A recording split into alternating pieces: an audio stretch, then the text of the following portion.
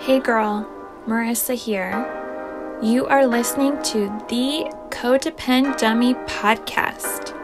As a young woman, you have been raised, reinforced, and rewarded for putting the needs of others above your own. Now, in your 20s, you're finding yourself exhausted, exasperated, and enveloped in shit relationships, especially the one you have with yourself.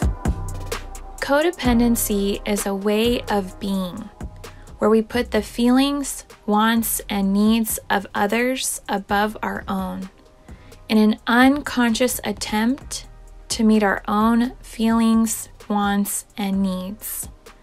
Sorry to break it to you, sis, but that is not sustainable. This podcast is to help you undo all that so you can stop playing small and start taking up space. Hello, everyone, and welcome back to the Codependent podcast. Today, I'm sitting with Natalie Friedman. Natalie is a licensed marriage and family therapist in private practice in Santa Monica, California. She has been in practice for about 10 years and is currently seeing people online and in person, though she prefers in person. Natalie loves working with highly sensitive folks who grew up in addicted and dysfunctional families. Natalie, thank you for being here. Yeah, happy to be here. Awesome. So first question, how do you conceptualize codependency? Yeah, that's a big one because there's a lot. I think one of the many fun things about codependency is that you can kind of make it your own, right? There's not really a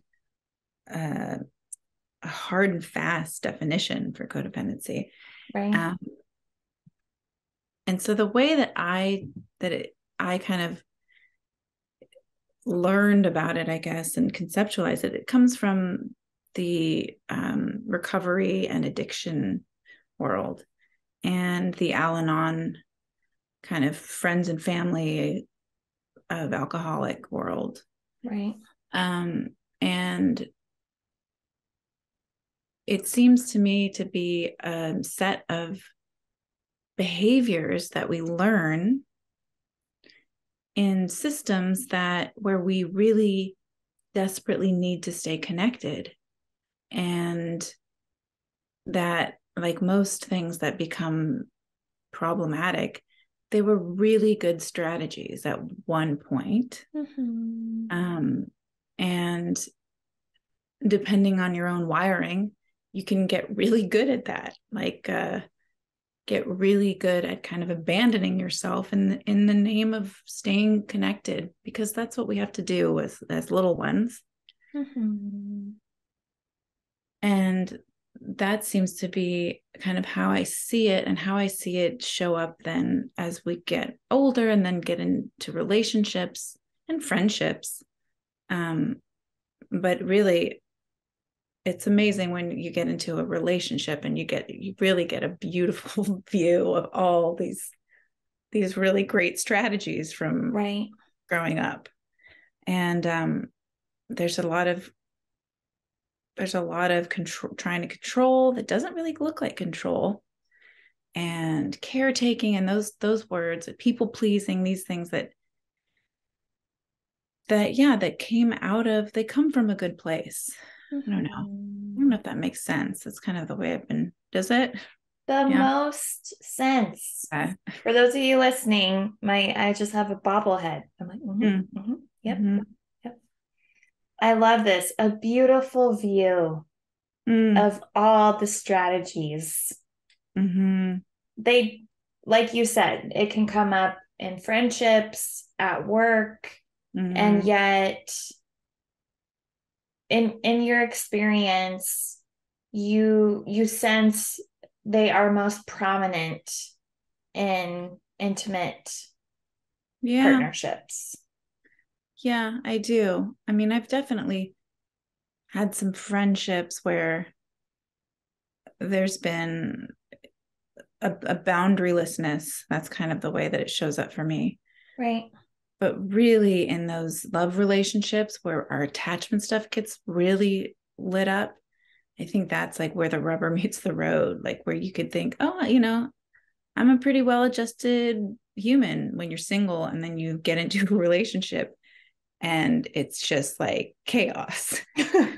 It's just everything popping up. Yeah. Mm-hmm. Yeah, I agree.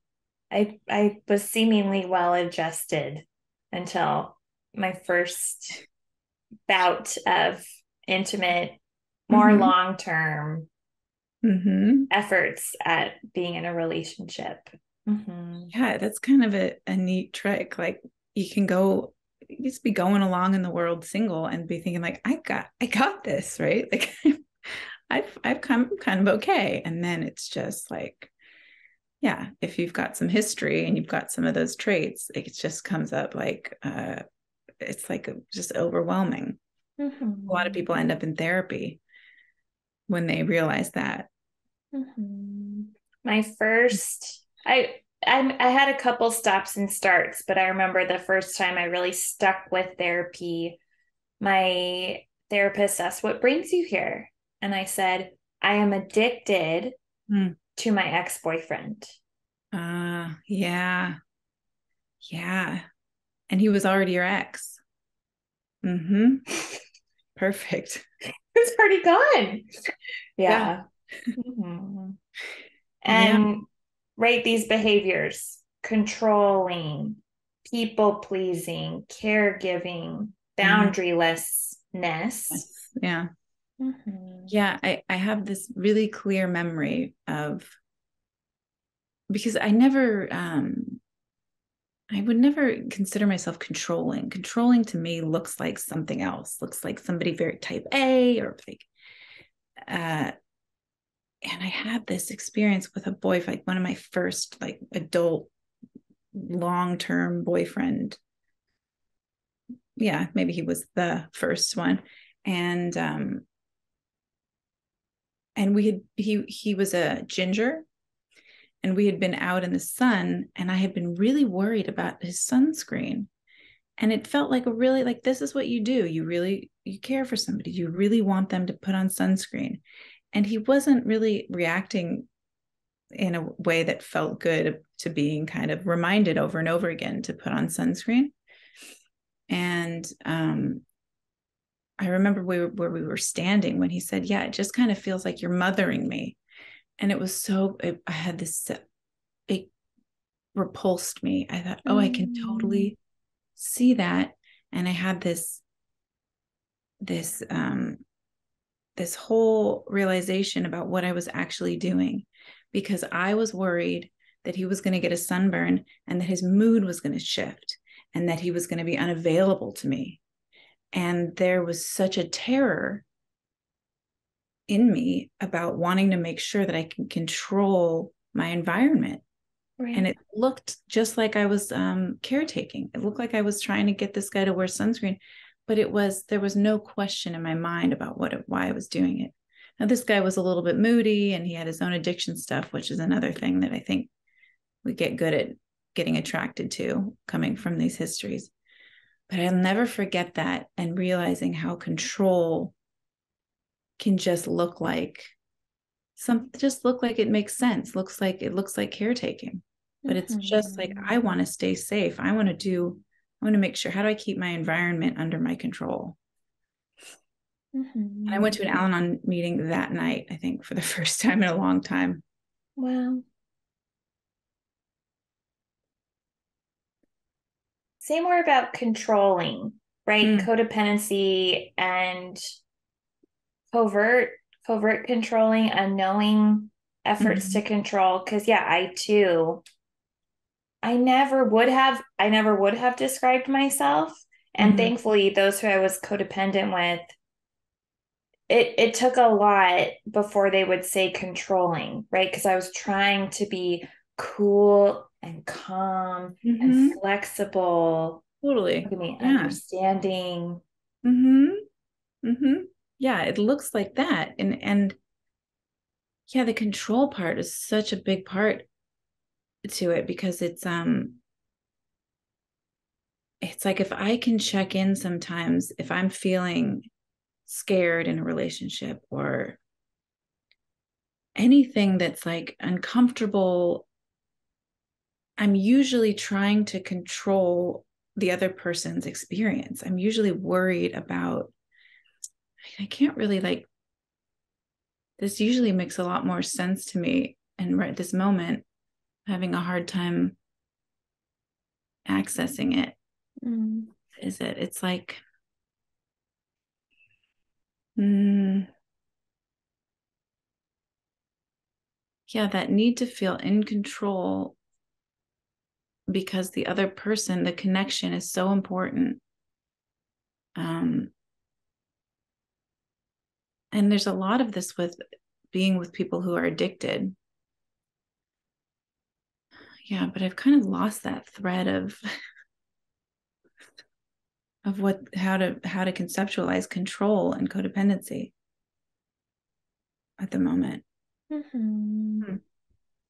try. I'll take a stab at it, everybody. Yeah, and I also have my language of letting go. Yeah, nice.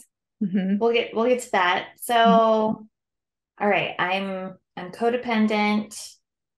I am not controlling everybody. I am the opposite of controlling. I am chill and flexible and open-minded, and yet in those efforts to be perceived that way by another, right? We'll say a boyfriend.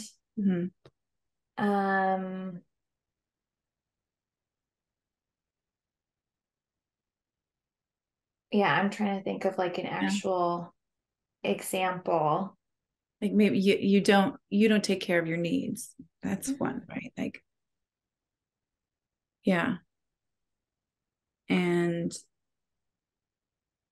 trying to control the outcome of something. I don't know why I can't really tap into the right, but like controlling their mood. So I'm right in my effort to come off as and be perceived as chill. I was always trying to be so chill.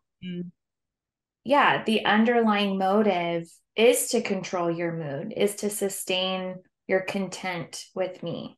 And it is like this, like, I don't know, this effort to contain, your mood, which is controlling. And that's that comes with that belief. I think that comes with that the codependency that we actually do have control over other people's moods. I think that's a big thing too, that like that we actually can change or predict or have some effect on other people's moods, and that is what gets dangerous. Yeah. Dangerous how? I think that you lose yourself really quickly and lose your own ability to take care of your own needs and to know even what you want and to know what you feel. And that is not sustainable. That so much damage can come out of that, doing that for a long period of time, kind of abandoning yourself for the system or for the connection. Yeah. And Natalie, you did mention this Ginger ex-boyfriend. Any other significant codependent experience or relationship from your own life that you can share with us? Yeah, I used to say, I was just remembering this today, that I heard somebody else say this first, but that I felt like I could be like a diagnostic tool, in that if I was attracted to somebody, they were most definitely a drug addict or an alcoholic, right? So I have ended up with some pretty wildly unavailable, addicted folks. And I just remember this other boyfriend who was so overtly addicted to drugs and alcohol. And it was like I had been body snatched. I could not stop showing up at his house and go like, invited. It wasn't totally crazy, but I was be invited, but I knew on such a deep level that there was nothing there for me. But there was this need to be connected to this person that was so, it was like an automatic, it was like a reflex. And I can remember having this sense that I was just kind of trying to make this person into a full person. And he was clearly not capable, but I can remember driving there and being in my car and parked and saying out loud, like, okay, I'm ready to learn this lesson now. Like, can you just let me know what I'm doing here so I can stop coming over and trying to connect with this person? And that just feels like that's a memory that really stands out for me in my own kind of need to connect in this very specific way. And yeah, and just like really kind of abandoning myself for just this need to be connected to somebody in a way that for me is familiar because of my upbringing. Somebody who is unavailable in my just the way that I like it. Yeah. Can you say more about overriding, or I don't even know if that's the word. I'm curious how you would phrase that experience of, I am aware that this is harmful. I'm asking the universe, okay, I'm ready for my lesson. Oh yeah, and I'm also gonna get out of my car and go see him.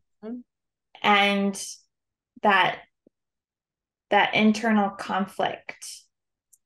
Yeah. I don't know. I'm using language. How would you describe it? Well, that overlap is so interesting. It's just a nice filler word, but for so many things, like the time where you have become aware of something and you're just still doing it. You're just still doing it. And I think that it's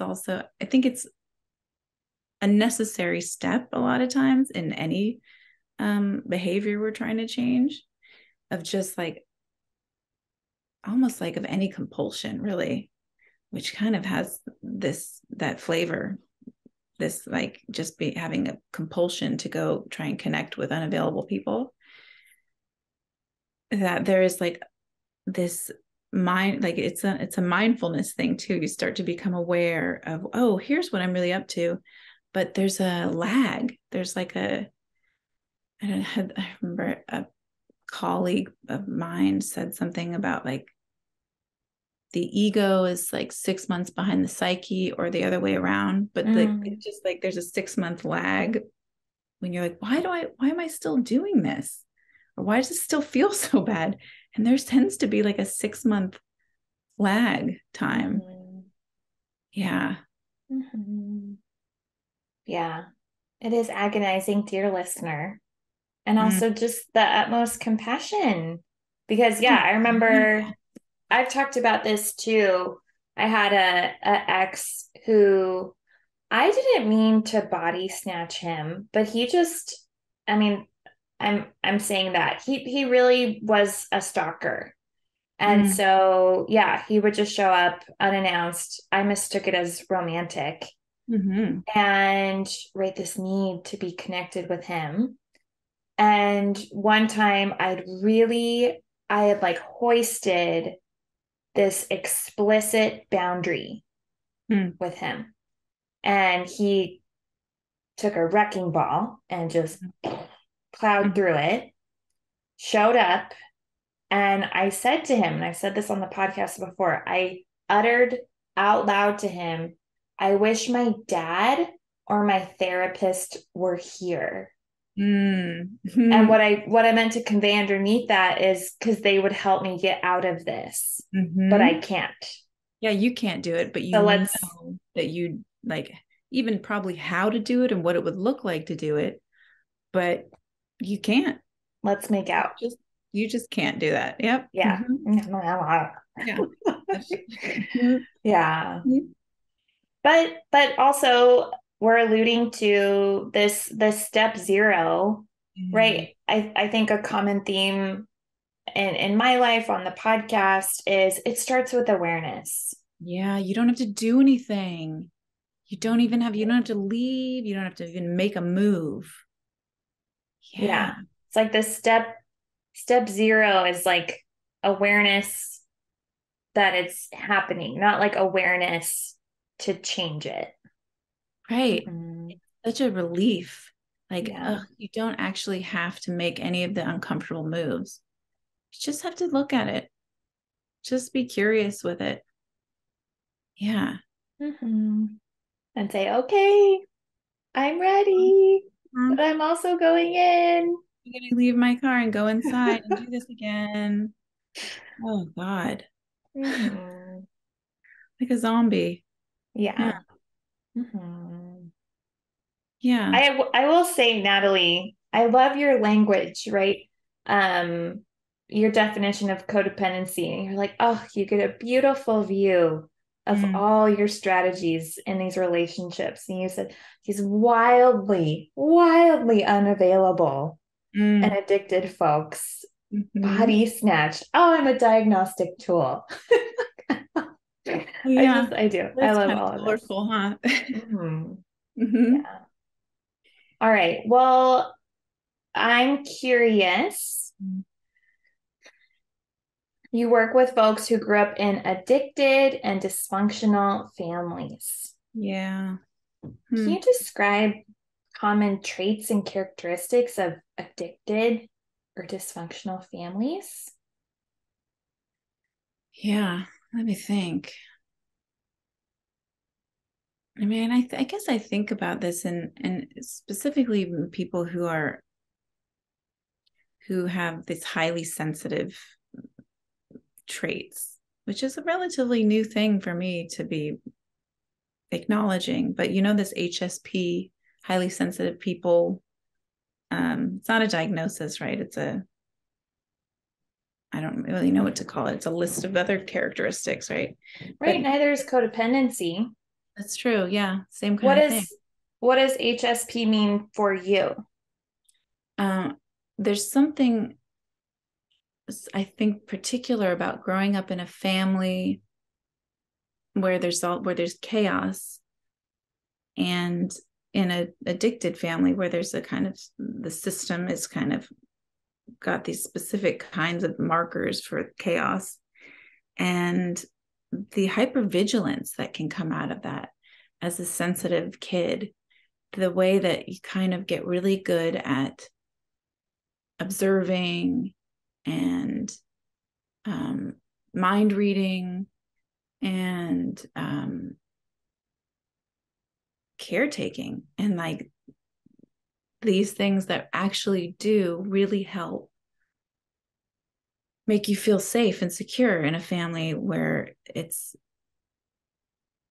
not safe and secure, Mm-hmm. and becoming like really having a heightened sensitivity to other people's needs, Right. becomes a really important strategy growing up as a real sensitive person. I mean, it just really amplifies it. Mm-hmm. And I think you could also, whenever I hear people talking about these kinds of things that they see and treat as therapists, I think this is an autobiography too for this person, right? So yeah, this was my experience growing up in my family, and it's amazing even to talk about it now, to talk to that it does feel like it's in the past. Like there is some Mm-hmm. healing. There's a lot of healing that can happen from just learning about this stuff, um and the way that I interact now with people is so different. It's so different. Mm. Yeah, but I guess it is like addicted families and dysfunctional. I mean, those are pretty vague. But the other thing that brought up for me was thinking about family systems where really important needs that we have as little babies and kids are not allowed, are just not allowed. And then the way that kind of gets, the way that ends up showing up as an adult, sometimes in panic disorder. Mm. Yeah, we're so good at twisting ourselves to fit into our original or families. Right. Yeah.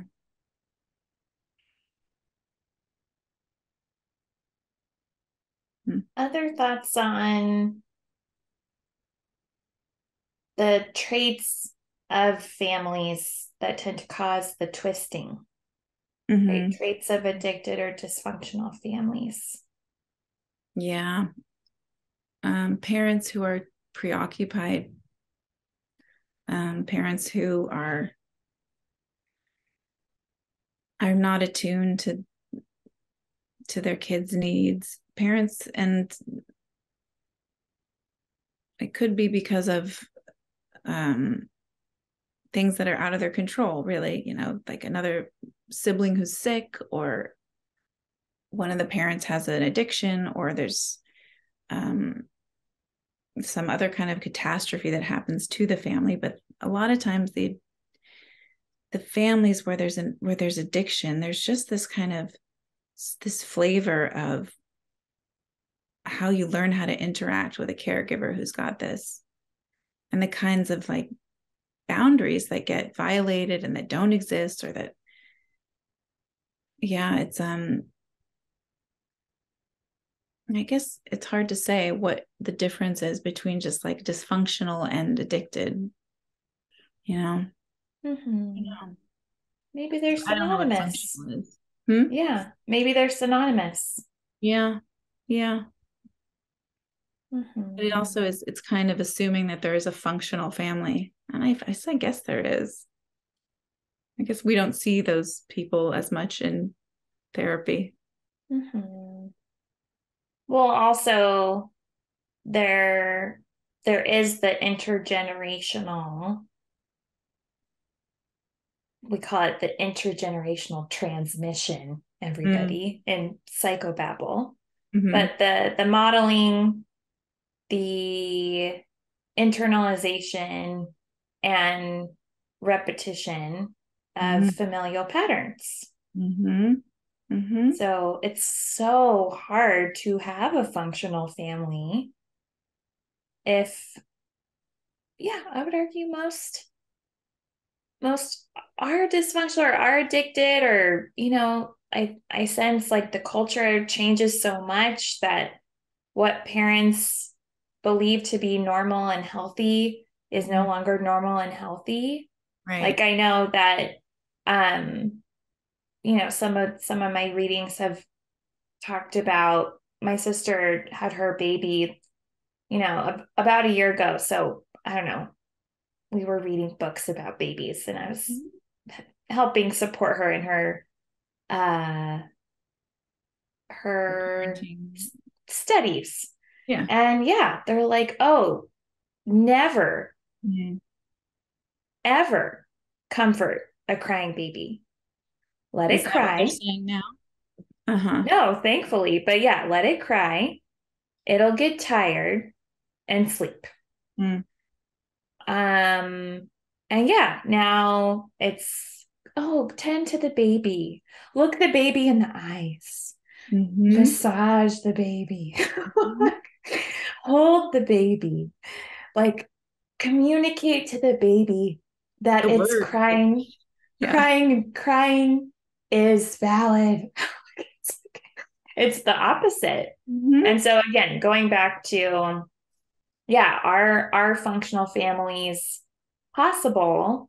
Yes. And also there's just so much to be um worked through or addressed in order for that to happen. Yeah, and it makes me also just think of the idea of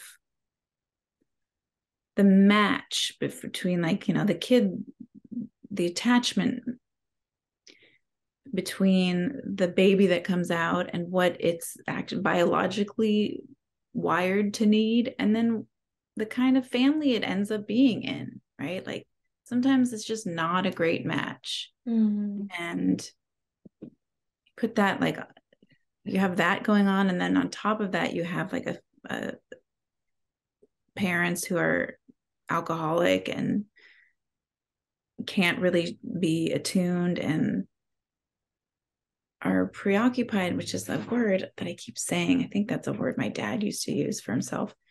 But distracted and just not able to be present, which is now what we've decided is very important for children, right? Yeah. Yeah. Mm. What happens to the kids?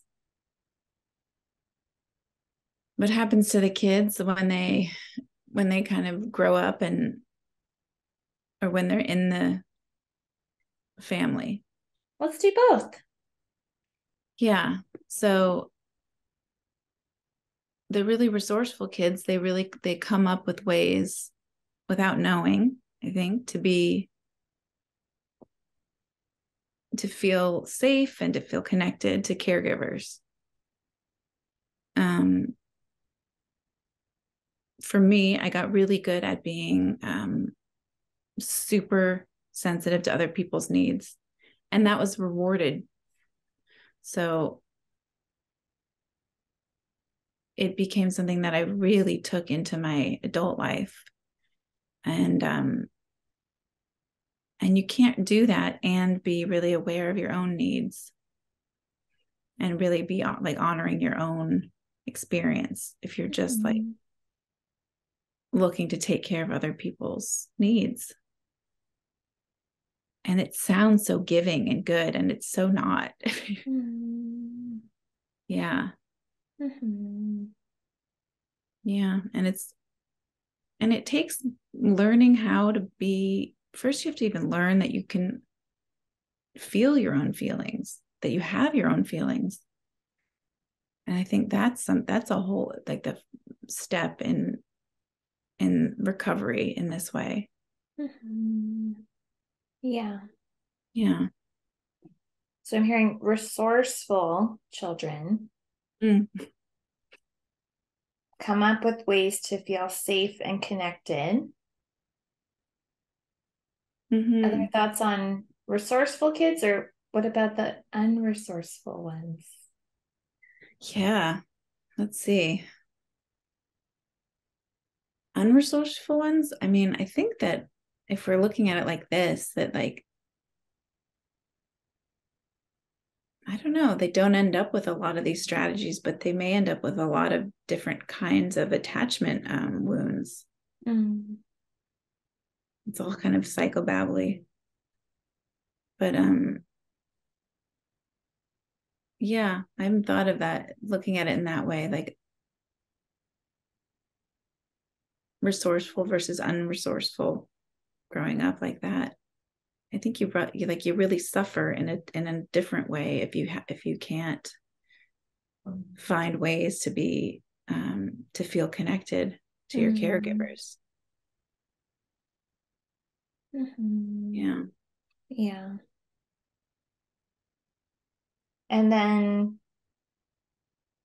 you've started to talk about what it can look like in adulthood, right? You being super sensitive, being rewarded, led to you appearing like this giving, kind angel. Yeah. Yeah, what else happens to these children, right? These kids when they're adults?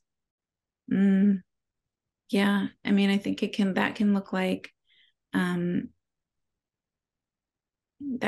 being really attuned and being able to read people's moods, being able to like you could be a like a personal assistant, somebody who's really able to anticipate others. And I think that the symptoms can come out in other ways. Like sometimes people get physically ill, or other kinds of anxiety symptoms that aren't super obvious. But I think that being a highly sensitive person who's grown up in the kind of chaos, that it also causes dissociation. I recognize too, like kind of ability to just shut off or space out. These things that can become a real bummer when you're an adult and you're trying to be a grown up and like do things that you think adults are supposed to do. Mm-hmm. Yeah. Right. Mm-hmm. Right. Really attuned. Reading moods. Excellent personal assistants, right? Providers, Mm-hmm. right Mm-hmm. hand men and women. Maybe even therapists. Maybe. Could be a good career path. Yeah. Mm-hmm. Anxiety symptoms. You mentioned panic disorder earlier. Mm-hmm. Yeah. Physically ill Mm-hmm. and dissociating. Yeah. Mm-hmm. Yeah. I see that happen. Mm-hmm. Mm-hmm. And I love, again, your language. You're like, just a like overall bummer Yeah. trying to do grown up things. Yeah, walking around, looking around, thinking like, oh, I should be able to do this. This is what everybody does, and it looks so easy on them, and it's just like a crazy terror storm. I mean, that's probably the way I would describe sometimes what it's like for me. Mm-hmm. Yeah. Does a specific example of a growing up task turning into a shitstorm come to mind? I mean, I think about the whole thing of just like once you become a grown up and you are on your own and you have to make your own money and you have to be a professional. I mean, that just feels kind of laughable to me still. Like when I zoom out, like, really, this is really hard and it looks easy. It looks easy on a lot of people, but I don't know. I still find it pretty difficult. Yeah. Mm-hmm. It's Yeah. not as specific as I want it to be. I remember when I was applying for graduate school, thousands of people apply for graduate school. Thousands of people, maybe, I don't know how many hundreds, but hundreds of thousands potentially. And I didn't do as well as I'd hoped on the GRE. Mm. And you would have thought that someone significant died. Oh God. It was devastating. Mm-hmm. Yeah. Yeah. Like, here's the proof that I can't do this. And I never will. Mm-hmm. Ever. Oh, yeah. Mm-hmm. Yeah. It's people. And I just think about that with a lot of times with meditation and mindfulness, how once you kind of sit down and hear your own thoughts, you realize what a crazy circus is in there. So it's hard to imagine that most people are just walking around and like, oh, life's fine. Life's really easy. Mm-hmm. Yeah. Yeah. Other people got bad scores on the GRE, but they weren't. They weren't totally like flattened and mm-hmm. like their life was never, ever going to get better. Yeah. Mm-hmm. I was convinced. So, Yeah. so right, overall, addicted and dysfunctional children from addicted and dysfunctional families potentially can develop into adults who have difficulty functioning. Mm. Yeah. And have these traits that we've kind of come up with that all sort of look, we've kind of tried to make a list, right? These codependent traits that, yeah, that I mean, I think there's a pretty good through line that with codependency there that really does seem to come back to dismissing or abandoning yourself in the name of keeping this really important connection going. Right. Yeah. Mm-hmm. Yeah. Mm-hmm. And you said it starts with discovering, recognizing that you have feelings. Mm-hmm. How do you help your patients cultivate that Mm-hmm. reality? Yeah, that's a big one. That's like,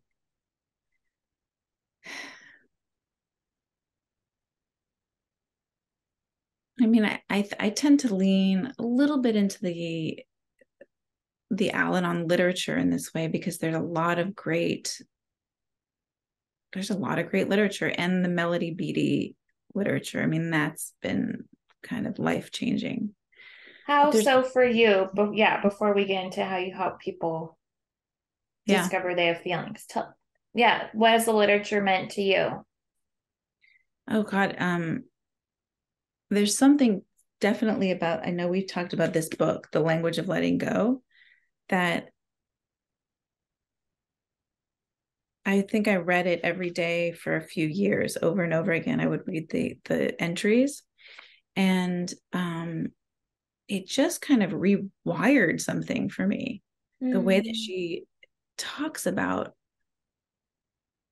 the way these kind of they're all pretty, I don't know, I guess, yeah, they're all really in the codependent world of like these behaviors, and they're all in like these kind of relational ways, or the ways that we don't value ourselves. And there's something that was been so powerful about just like reading this book every day, this one little entry. And it makes you not feel crazy. It kind of puts words to um these dynamics that we get into. Yeah. How long is the March 3rd one? That's when we're recording, you guys. Oh yeah. Let's see. Is it if some of them are long? So this, yeah, Some of them are everyone, really long. Language of Letting Go is a book by Melody Beattie, who wrote Codependent No More. And Mm-hmm. it's a collection of 365 daily readings that you can, yeah, implement in your daily self-care regimen. To this one today is called Accepting Ourselves.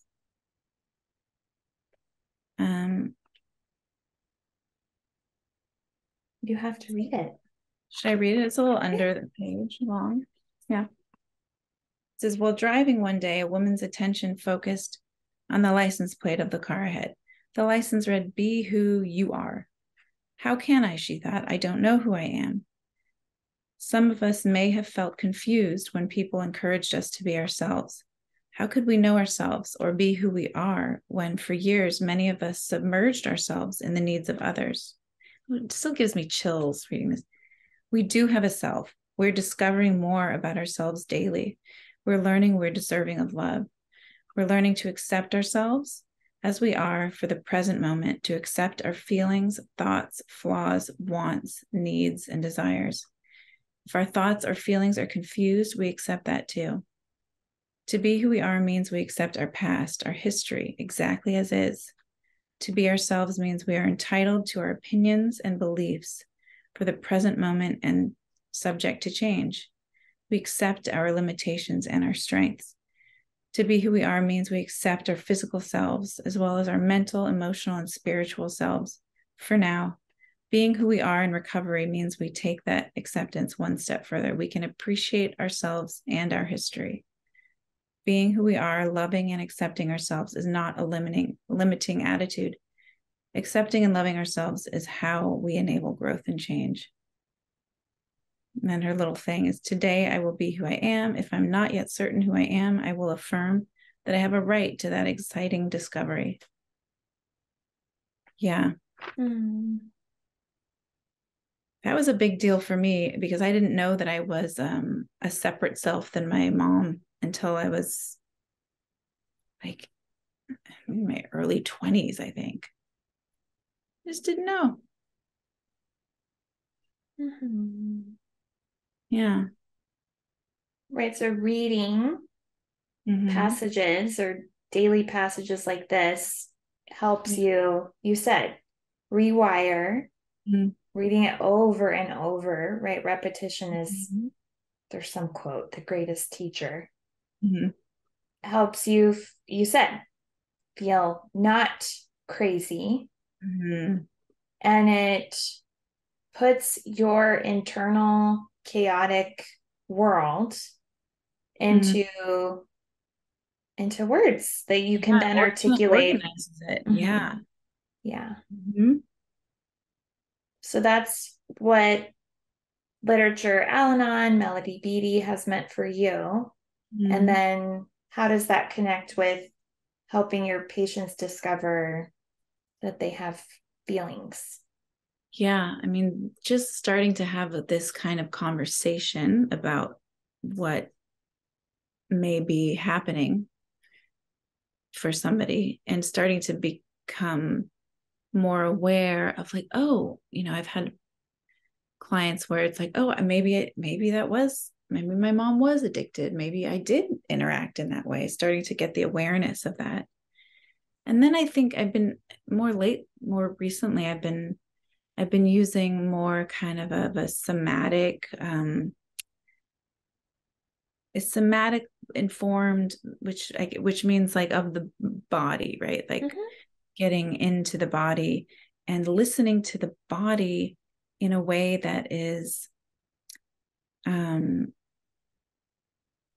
that kind of cultivates a relationship to these parts that are all, I think, acting as the strategies, the help, trying to help us feel safe, and tapping into that in a way. It's actually called focusing. It's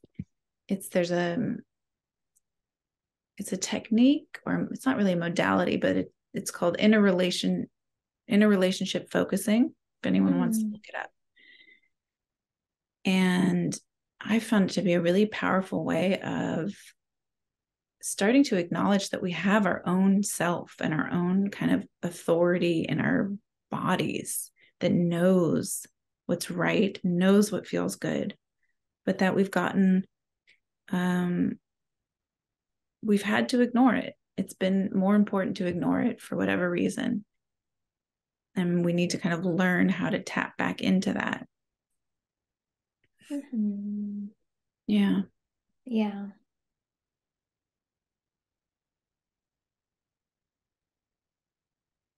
So, right, it's a big one. How do you help your patients discover that they have feelings, Natalie? Right. Right. Start having a conversation. Go ahead. Hopefully they're curious because they're coming to therapy. Hopefully it starts with that too. Yeah. Right. That step 0 talked about. And then, right, I love this. Maybe my mom was addicted. Maybe. So being curious. yeah, I think it's hard to explore or get in touch with feelings when, yeah, they haven't been allowed thus far. And so, yeah, it's like maybe I was angry. Mm-hmm. Might help you one get in touch with their anger before, like, oh, did that make you angry?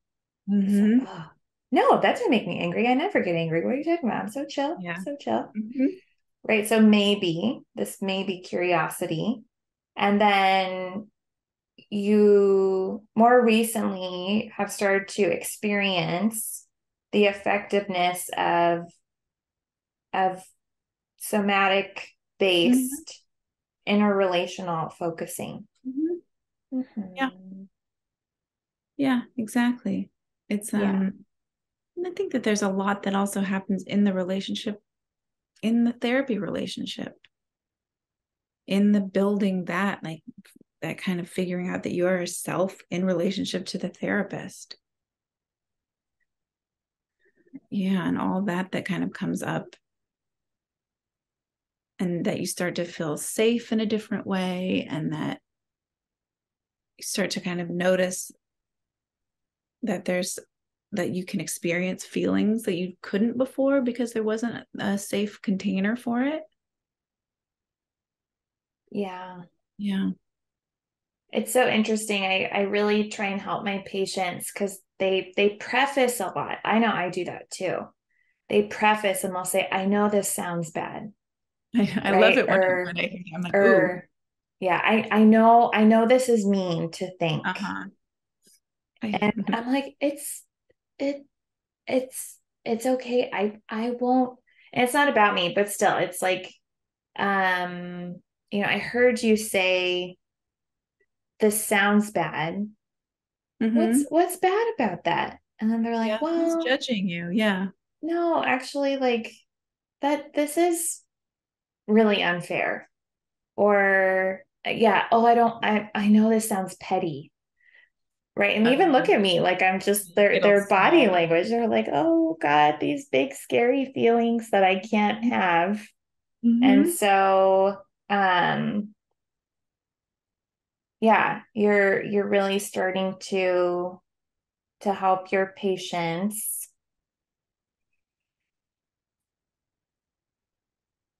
It just sounds like different levels, right? Through the relationship, Mm-hmm. Mm-hmm. intellectually with this curiosity, and Yeah. then physically through the somatic listening. Yeah. Mm-hmm. Exactly. Yeah, because I mean, I like to kind of believe that we're headed towards integration. I mean, naturally, that's where we want to be. And so it's just like showing up and creating a space where that can be realized. Mm-hmm. Tapping in, listening to what the body says.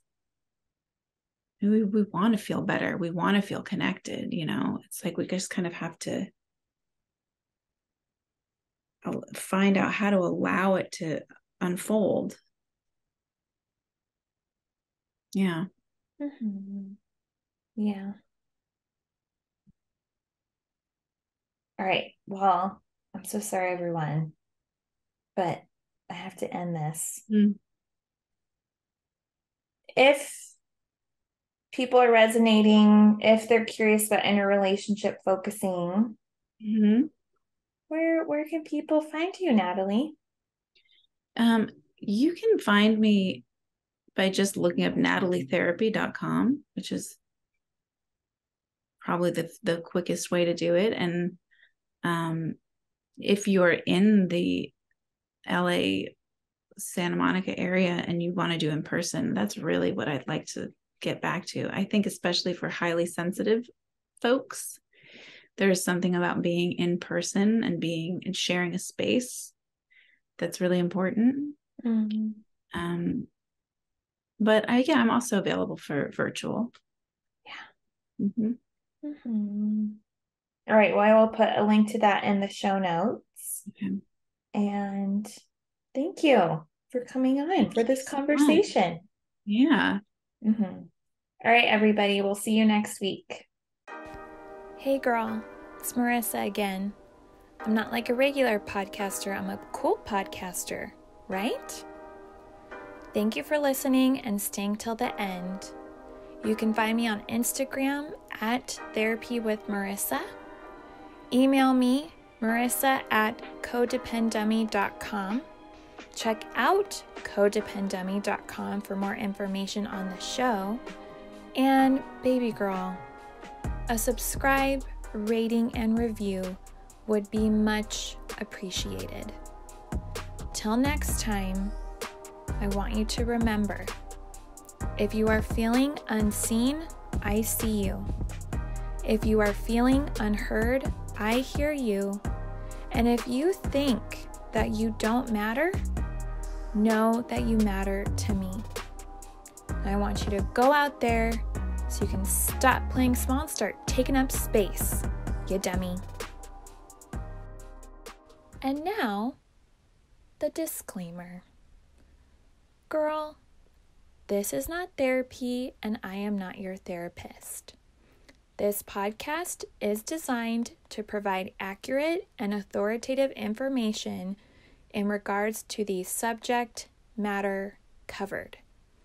It is given with the understanding that neither the host, publisher, or guests are rendering any legal, clinical, or other professional service. If you want or need a professional, please